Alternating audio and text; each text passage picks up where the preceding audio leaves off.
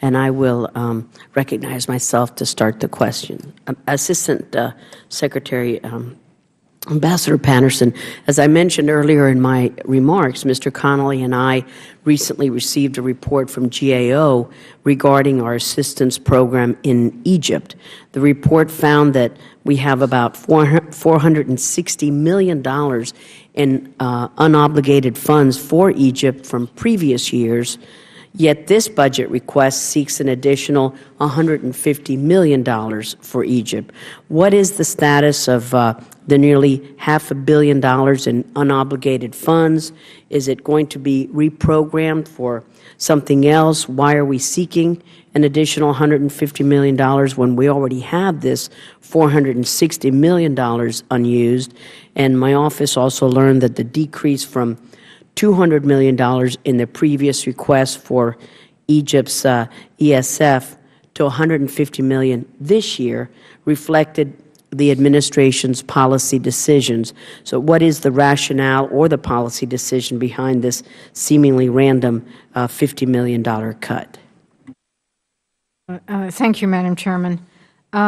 We have certainly, over the past several years, had difficulty disbursing in Egypt because of the huge political turmoil, the issue with NGOs. I think the last year I was there were something like 6 finance ministers.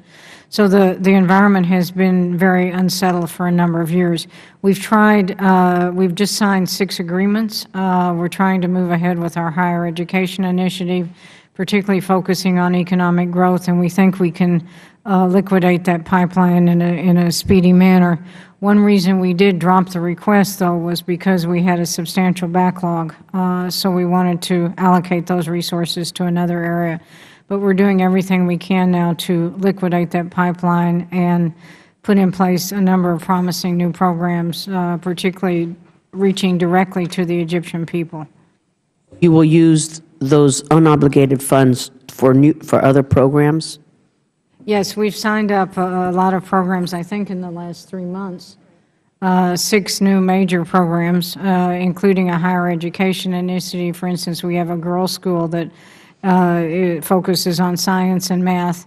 But our main focus is going to be on economic growth and trying to reduce the unemployment and to get the economy growing in Egypt, because it is 90 million people in the center of the Arab world. And on my question about the $200 million and then $150 million, and it was said it reflected the administration's policy decisions. What policy decisions guided that cut? The main policy decision was, as you say, we had a lot of unliquidated pipeline, so we decided to reallocate that money, or to at least assign that money to other areas. Okay, and again, staying briefly with the GAO report, though this one touches on another GAO report that I commissioned on security assistance to Lebanon, but it was referenced in the Egypt report. In 2013, GAO reported that Bureau evaluation plans for security assistance were due in May 2012, yet none of them were completed at the time. And remarkably, GAO reports that the state evaluation of Lebanon is expected to be the basis for informing future evaluations of security assistance to Egypt and other countries. Where do we stand with these evaluations? How is it possible that we still have never conducted such reviews? Yes, Madam Chairman, the GAO had an entirely valid point about that, and we are certainly on the hook to conduct an assessment of Egypt's security program, security assistance program, which is, of course, very sizable and very complex. And we've been working with our colleagues in the Bureau of Political Military Affairs to get that going. They're trying to develop a template that they can use worldwide for these security assistance programs. But I hope to report back to you and members of your staff shortly about how this is proceeding. That said, Madam Chairman, we have worked closely with the Egyptian military to encourage them to modernize their military and to use our assistance to meet more current threats, such as counterterrorism and border security. As you noted, they're facing serious problems both in the Sinai and on their western border. Well, we look forward to receiving the progress report on those evaluations. Regarding the budget request for Iraq, how much of this request for Iraq, $250 million in OCO, FMF, is going to arming and helping the Kurds? Where are we in the process of sending military arms to the Kurds and to Baghdad? Madam Chairman, we've had a very extensive program to arm the Kurds, and we can provide details to this committee. DOD had a task force set up to provide small arms, medium-sized arms to the Kurds, and to rush those in during the first stages of the campaign against ISIL. I think at issue here is the heavy weaponry, and our analysis, I think as members of this committee know, that it would not be legal to provide those directly to the Kurds, and I understand members of the committee are considering legislation to redress that.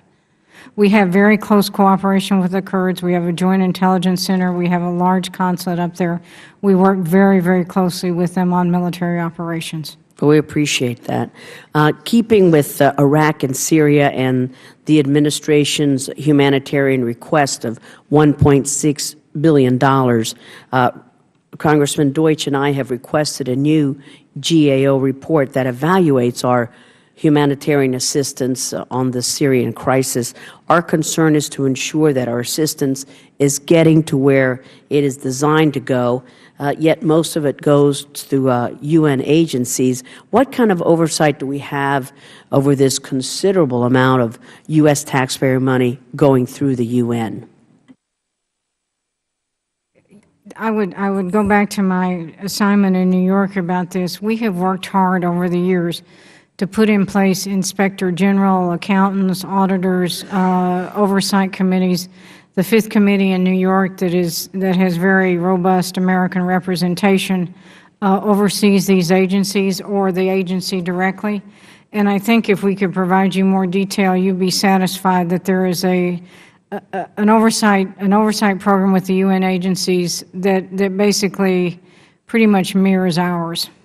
I look forward to getting more information on our oversight of this humanitarian aid being funneled through the UN.